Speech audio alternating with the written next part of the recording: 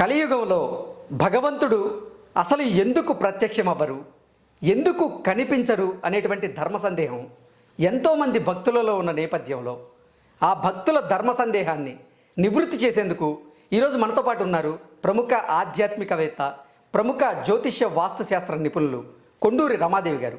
రమగారు నమస్తే అండి. విఘ్నేశ్వర షణ్ముఖ పార్వతీ సమేత పరమేశ్వరాయ నమః. రమాదేవి గారు, అసలు కలియుగంలో భగవంతుడు ఎందుకు ప్రత్యక్షమవ్వరు, ఎందుకు కనిపించరు అంటే ఏం చెప్తారు? కలియుగంలో దైవం కనిపిస్తారు మనకి, కానీ దైవ రూపంలో కనిపించరు, మనమే గుర్తుపట్టలేము. దీనికి ఒక చిన్న కథ ఉంది, చెప్తాను. తిరుపతిలో వెంకటేశ్వర స్వామికి తొండమాన్ చక్రవర్తి గుడి కట్టించాడు. పరమభక్తుడు తొండమాన్ చక్రవర్తి వెంకటేశ్వర స్వామికి. వెళ్తేనేమో ఒకరోజు ఒక బ్రాహ్మణుడు కాశీకి పితృకార్యం చేయడానికి వెళ్తూ, ఒక రాజు అన్నమాట తొండమాన్ చక్రవర్తి, అతని భార్య గర్భవతిగా ఉంటుంది, 2వ నెల గర్భవతిగా ఉంటుంది. ఒక 2 సంవత్సరాల కొడుకు కూడా ఉంటాడు. గర్భవతిగా ఉన్న భార్యని, ఆ కొడుకుని రాజు సంరక్షణలో వెళ్ళి కాశీకి వెళ్తాడు. పితృకార్యాలు చేయడానికి వెళ్ళేటప్పుడు గర్భవతిగా ఉన్న భార్యను తీసుకెళ్ళకూడదు. అందుకని రాజు సంరక్షణలో ఉంచి వెళ్తే ఆ రాజు ఏం చేస్తాడు, అందమైన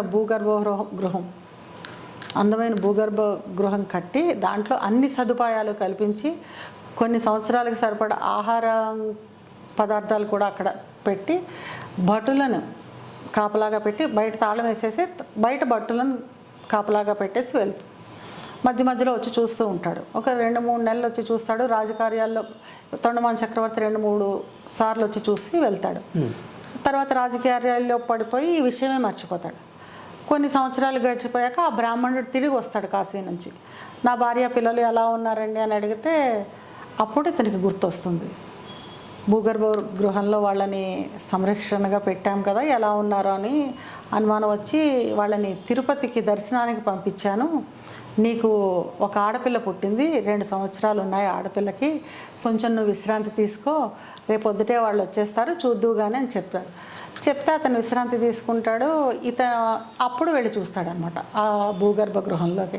వెళ్ళి చూసేసరికి వాళ్ళిద్దరూ కూడా అస్థిపంజరాలు అయిపోయి ఉంటారు. అస్థిపంజరాలు అయిపోయి ఉంటే ఇతను తిరుపతికి గుడి కట్టించాడు కదా, వెంకటేశ్వర స్వామికి గుడి కట్టించాడు కదా, ఆ గుడిలోకి ఇతని ఇంటి నుంచి సొరంగం ఏర్పాటు చేసుకుంటాడు రోజు పూజకు వెళ్ళి రావడానికి. అర్ధరాత్రి సమయంలో స్వామి ఏకాంత సేవలో ఉంటారు శ్రీదేవి భూదేవితోటి. ఆ సమయంలో ఈ అస్థిపంజరాలను పట్టుకుని వెళ్ళిపోతాడు, స్వామి దగ్గరికి వెళ్ళిపోతాడు. ముందర చెప్పడం ఇంకేం లేదు, వెళ్ళిపోతాడు. వెళ్ళిపోతే శ్రీదేవి భూదేవితో ఉన్నారు కదా, ఏకాంత సేవలో ఉన్న సమయంలో పూల బావి, బంగారు బావి అని ఉంటాయి తిరుమల గుడిలో. ఒకళ్ళ పూల బావిలో, ఒకళ్ళ బంగారు బావిలోకి వెళ్ళిపోతారు శ్రీదేవి భూదేవి. వెళ్ళిపోతే అప్పుడు స్వామి ఎందుకు వచ్చావు ఈ సమయంలో అని అడిగితే చెప్తాడనమాట. అతను బ్రాహ్మణుడు వెళ్ళిపోతూ నా దగ్గర వీళ్ళని పెట్టాడు, పెడితే నా రాజకార్యాల వల్ల నేను మర్చిపోయాను, వీళ్ళిద్దరూ మరణించేశారు, అతనికేమో నేను బతికే ఉన్నారు, తిరుపతి దర్శనానికి వెళ్ళారని అబద్ధం చెప్పా. ఆ అబద్ధం దోషం వస్తుంది నాకు. కడుపులో బిడ్డతో సహా ఉంది కదా, ముగ్గురిని చంపిన బ్రహ్మహత్య పాతకం నాకు చుట్టుకుంటుంది. అందుకని ఈ ముగ్గురిని బతికించి ఇవ్వాలి, రేపొద్దుటే నేను వీళ్ళని అతనికి అప్పచెప్పాలని చెప్తారు. చెప్తే స్వామి పాండవ తీర్థం అని ఉంటుంది తిరుపతిలో, చాలా మహత్యం కలి తీర్థం అది. స్వామి అర్ధరాత్రి వెళ్ళి పాండవ తీర్థంలో స్నానం చేసి ఆ నీళ్లు పట్టుకొచ్చి వీళ్ళ అస్థిపంజరాల మీద జల్లితే తల్లి కొడుకు బతికొస్తారు. అతను చెప్పాడు కదా నీకు ఆడపిల్ల పుట్టిందని అబద్ధం చెప్పాడు కదా, అలాగే 2 సంవత్సరాల ఆడపిల్లను కూడా సృష్టించిస్తాడు స్వామి. సృష్టించిస్తే వీళ్ళని తీసుకెళ్ళి ఇంక ఈయనకి ఆనందం అనమాట, చేసిన పాపం పోయింది, అబద్ధానికి కూడా దోషం లేకుండా స్వామి అమ్మాయిని సృష్టించి ఇచ్చాడు.